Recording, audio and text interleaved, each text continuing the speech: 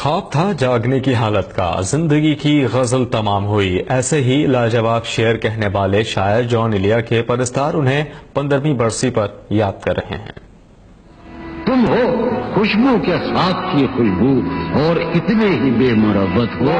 جان صاحب نے 8 برس کی عمر میں پہلا شعر کہا اور یہ سلسلہ مرتے دم تک ان کے ساتھ رہا. وہ برسوں بعد جب مجھ سے ملا ہے، بھلا میں پوچھتا اس سے تو کیسے، متائے جہاں تمہارا نام کیا ہے. عشق یا شاعری میں تو جان صاحب کو کمال حاصل تھا. ایسا ڈوب کر اشعار کہتے کہ ہر مصرع اپنی جگہ مثال بن جاتا. کئی شعری مجموعے پیش کیے، کئی مشاعروں میں سامعین تو صرف ان کو ہی سننے آتے.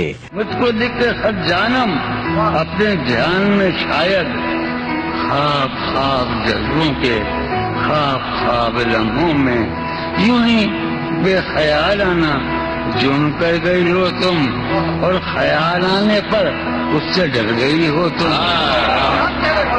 تنقید نگاروں کے مطابق جان صاحب کی شاعری بڑی سادہ ہوتی، لیکن اس میں ان کی احساس محرومی کا پہلو سب کو متاثر کر جاتا. دل میں جن کا نشان بھی نہ رہا، کیوں نہ چہروں پہ اب وہ رنگ کھلے. اب تو خالی ہے روح جذبوں سے، اب بھی کیا ہم تپاس سے نہ ملے. اردو ادب کا یہ عظیم شاعر 8 نومبر 2002 کو طویل حالت کے باعث زندگی ہار گیا، لیکن چھوڑ گیا پیچھے کئی بے مثال اشعار.